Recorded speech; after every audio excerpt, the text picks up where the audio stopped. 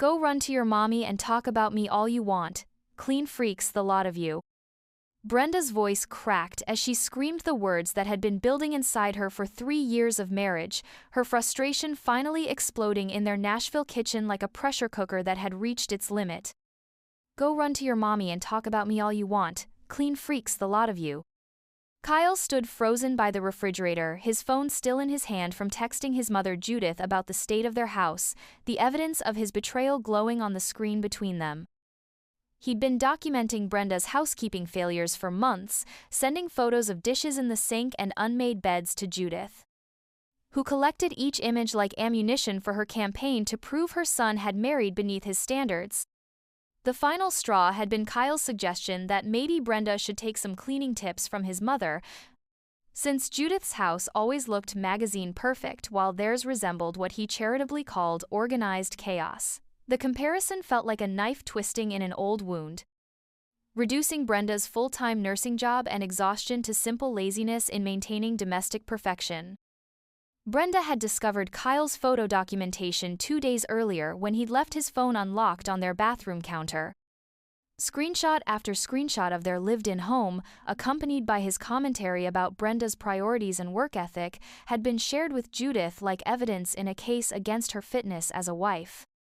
The betrayal cut deeper than simple criticism because it revealed how Kyle and his mother had been conducting a secret evaluation of Brenda's domestic performance, treating their marriage like a probationary period where she had to prove her worth through spotless floors and perfectly arranged throw pillows.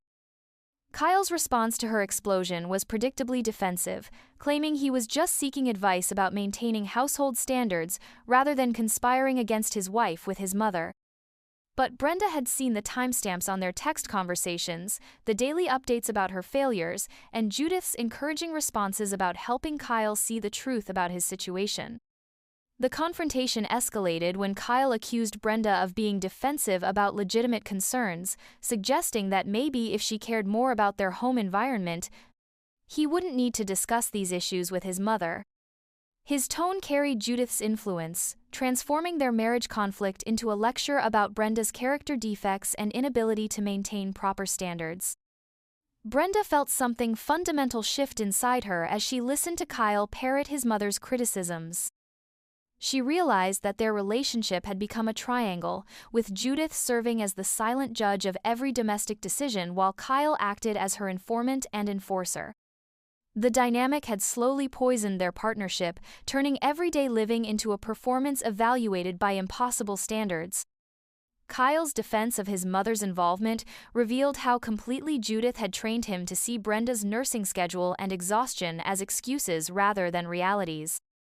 He genuinely believed that working 12-hour shifts in a hospital somehow left Brenda with unlimited energy for maintaining the kind of showplace home that Judith had perfected during decades of not working outside the house.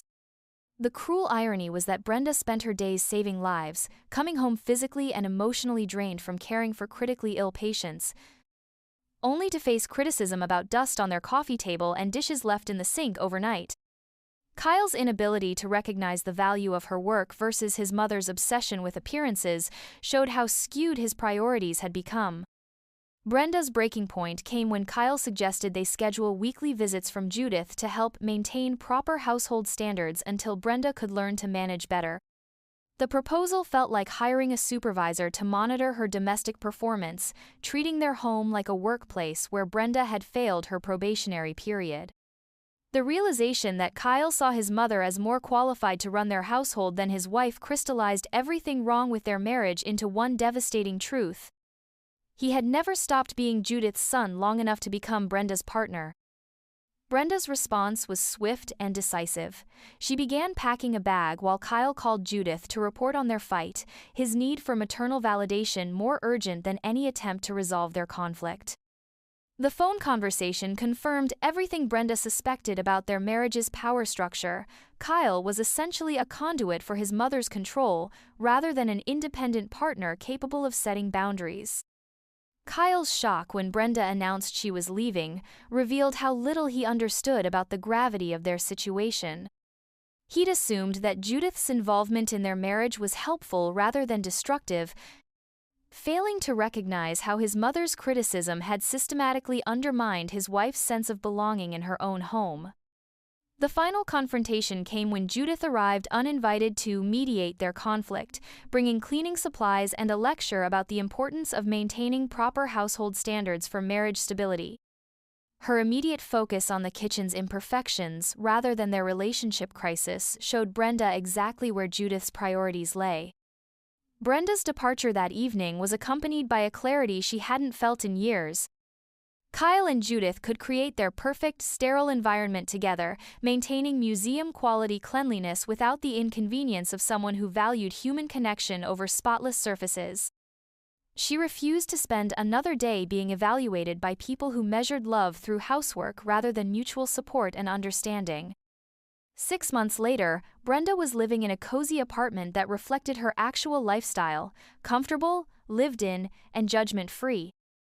Kyle had moved back in with Judith, where his laundry was always perfectly folded, and his mother's approval came without the complication of adult partnership expectations. The divorce papers cited irreconcilable differences, but Brenda knew the real issue had been Kyle's inability to choose between his wife and his mother's expectations. Some marriages couldn't survive the presence of a third person who demanded perfection as proof of love, especially when that person had trained their son to value appearances over authentic partnership. Brenda's new life included friends who appreciated her dedication to her nursing career and understood that love wasn't measured by dust-free furniture, but by the depth of care and support partners provided each other during life's challenges.